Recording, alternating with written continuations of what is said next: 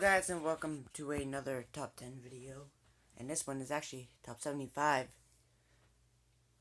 best WWE wrestlers of 2017. Now, I did make a mistake in this video. Forgot to put Bray Wyatt on this list, so he would be replacing someone in here. You choose. But here we are, and we are prepared. So let's get right into this. And this list will be featuring NXT.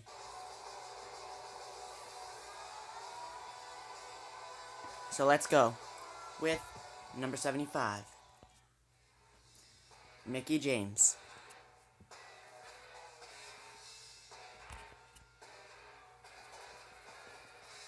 Mickie James was decent this year, but not terrible. Like, it is and that's why she's so high up on there. And now, let's go with number 74. Nia Jax, once again, someone who didn't really do much this year. Like, she had some good spots this year, but and now they're putting her with some relationship thing with Enzo. It's kind of strange, but I guess we kind of have to deal with it. I mean, can't really fix anything.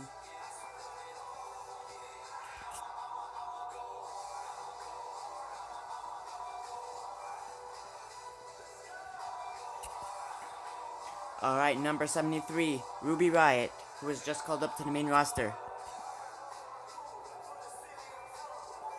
Ruby Riott is a decent wrestler, not terrible. Probably do something good on the main roster on SmackDown. Maybe even win the women's title, who knows.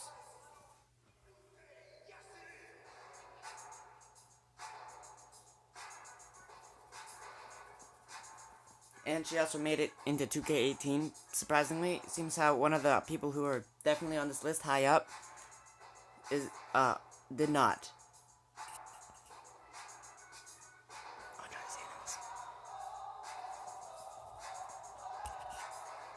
Alright, number 72, Ty Dillinger. No, he's not number 10. Ty Dillinger, once again, he did some good things this year, but he didn't do really much. He had a couple of title shots, but that's about it. And number 71, Chris Jericho. Now, a lot of people right now are probably like, what? Why is he so high up on the list instead of like lower down, at least in the top 25? That's because I don't feel like he did very much this year. Like, he left for most of it, and now he's not even in the company.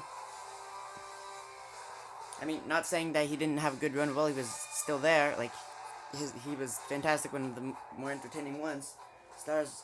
But I feel like he's an older star. We gotta get some new stars in there. But there will be older stars that are even older than him, probably on this list. So, alright, number 70, Heavy Machinery, down in NXT. A great up-and-coming tag team.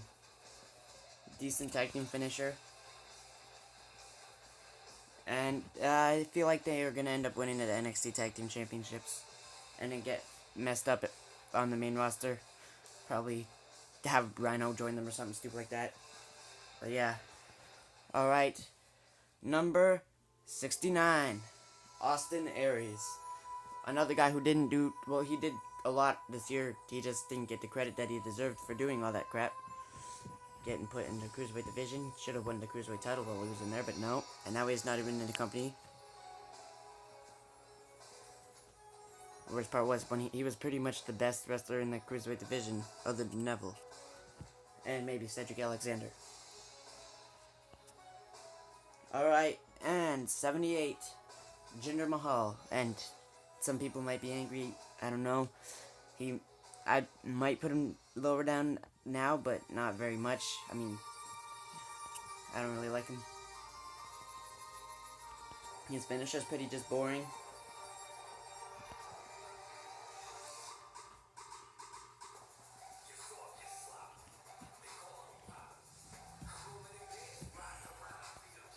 The only time his finisher was actually decent was when he hit it earlier this week on that Singh Brother, where he did that epic sell right here. Well, this proves some up-and-coming team here. Number 67, we got Chad Gable and Shelton Benjamin. Another up-and-coming team on SmackDown. I feel like they're going to win the SmackDown Tag Team Championships eventually.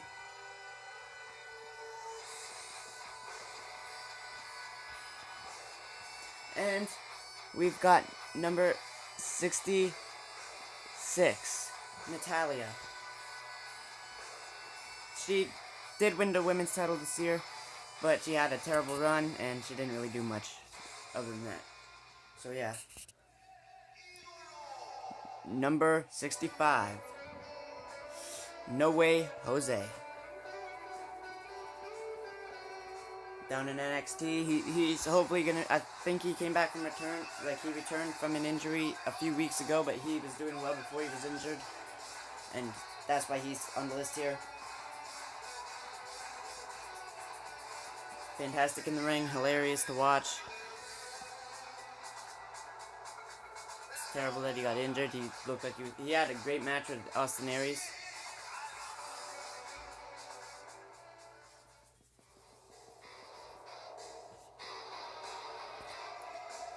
Lars Sullivan is at number 64. The Braun Strowman of NXT, who doesn't know how to be a tag team partner, because every time he loses in a tag team match, he decides to attack his tag team partner. This guy is an absolute beast. His finisher is not the best. I mean, that is it right there. It's not the best, but it's not terrible. Alright, now let's go to someone who we haven't seen much of in 2017 because of an injury, but we've seen enough to be able to tell how good he is in the ring. At number 63, he would have been a lot lower on the list if he had more matches this year, but we got Tommaso Ciampa, former tag team partner of Johnny Gargano. And before this happened,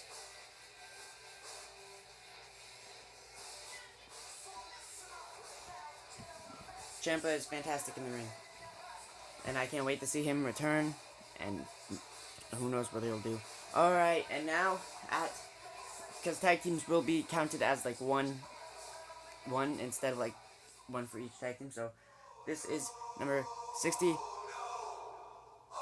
62, 61, I think it's 62 I'm gonna go with. Alright, we got the dynamic duo, Billie Kay and Peyton Royce.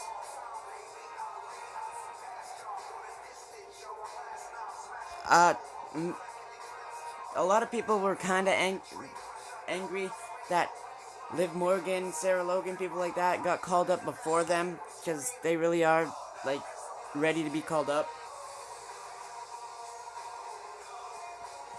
They are entertaining. And if WWE decided to make a women's tag team titles, they would be great for that division, as like they are decent in the ring as a team.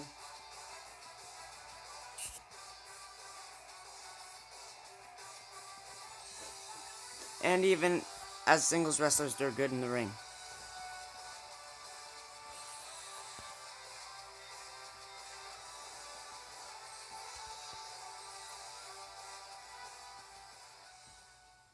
So when they get called up, which will hopefully be soon, they will hopefully be doing something good.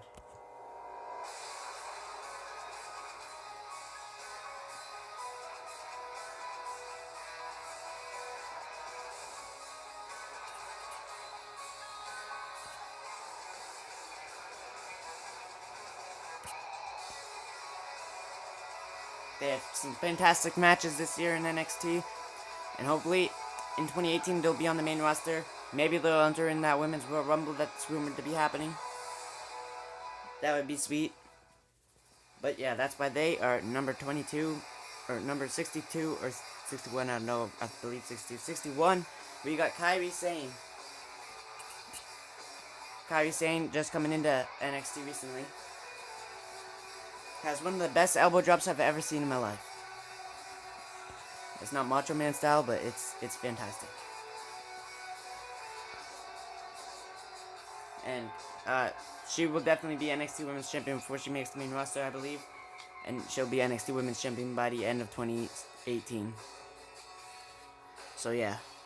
Well, unless they decide to have number 60, Ember Moon, hold that title for a bit longer than expected.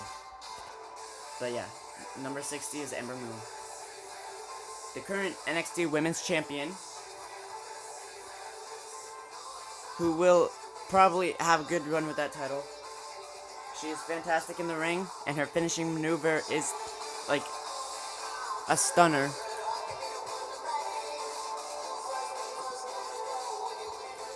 Yeah, her finishing maneuver is kind of like a stunner off the top rope. Let's give you one more look at that.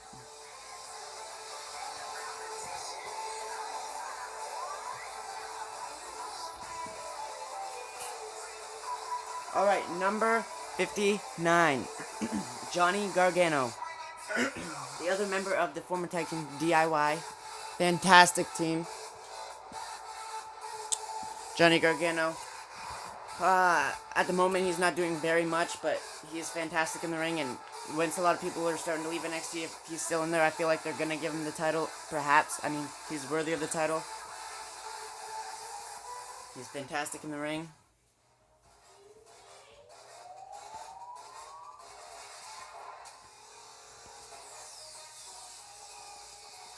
And he definitely deserves to have some type of title. Alright. 58.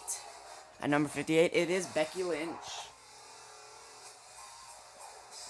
Becky Lynch started off the year decently as the women's champion. She had that belt for a bit for SmackDown. Then she just started dying off and slowly began to fade away. Many fans are still behind her, but doesn't look like she's getting the title back anytime soon, so they disappoint.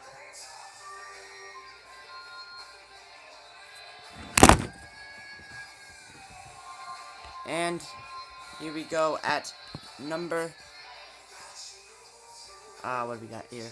Number 57. We got a former Cruiserweight champion who started off the year winning that title.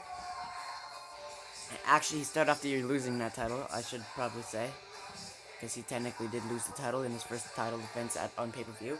But he is a fantastic wrestler. And at the moment, he may actually become champion again, as he, next week on Raw, has a number 1 contenders shot against Drew Gulak to find out who will face Enzo Amore for the Cruiserweight title. And I am positive that, well, if Rich Swann's not winning it, which I don't think he's going to. I feel like Hideo Itami's going to end up coming out or getting added to it. And that's, yeah. So at number 56, we've got Jack Gallagher. Before I put him on at 66, he would have been probably lower on this list as well if he didn't turn his good character in for the crappy character of teaming with the Brian Kendrick, who's not even on the list. He was fantastic with his original character, but I don't like his new character.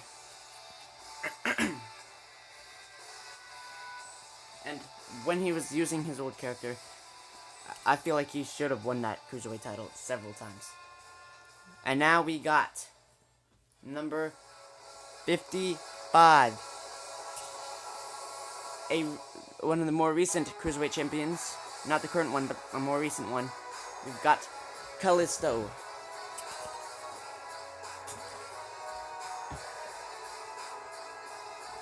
Fantastic wrestler. Former United States champion as well. Actually, several-time United States champion. But I don't know. I just don't like his character that well at the moment. I mean, he just comes out, puts his hands up in the air and screams Lucha. Now, at number 54, The Revival, who, I didn't really want to put him at 54. I wanted to put them a lot lower on this list. Like, at least in the top 30s, maybe even 40s. They're great, one of the best tag teams in the company. Straight up. It's just, they really didn't have anything this year. They had a couple takeovers, called up to the main roster, second week on the main roster, and one of them gets injured. Yep. It's supposed to return at SummerSlam? Nope.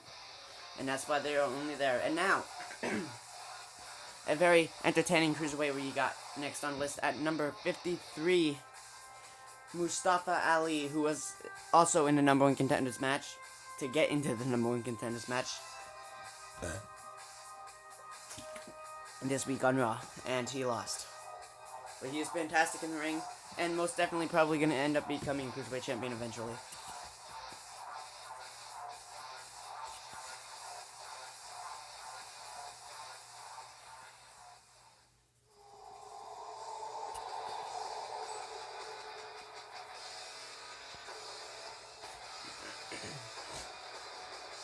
At number 52. Very high up on the list for someone like Adam Cole and Kyle O'Reilly and Bobby Fish all together. The Undisputed Era is at number 52, only because they just recently came into the company. And some of the other people on this list have been in the company for years and months and whatever. But next year, when we do this again, will most likely be around number 5. Depending on how well they use him. At the moment, it seems like he's going in the right direction. But who knows? It could just die. Just look at Bo Dallas, NXT, fantastic. Goes to the main roster, dies. Alright, and at number 51, the current Cruiserweight Champion, who hopefully loses it soon to Hideo Itami, or someone that's decent like Cedric Alexander, Enzo Amore. I mean, Enzo Amore's not terrible. He definitely deserves the title. I mean, he's not that bad in the ring, but I don't know. When you got people like Cedric Alexander, Neville, who definitely deserves the title, Hideo Itami now, he just isn't in the top. Alright. Number 50, one of the UK wrestlers who I feel like could be in the Cruiserweight division, as he's way lower than 205. And he was starring in a Cruiserweight match. We got Mark Andrews. Fantastic wrestler.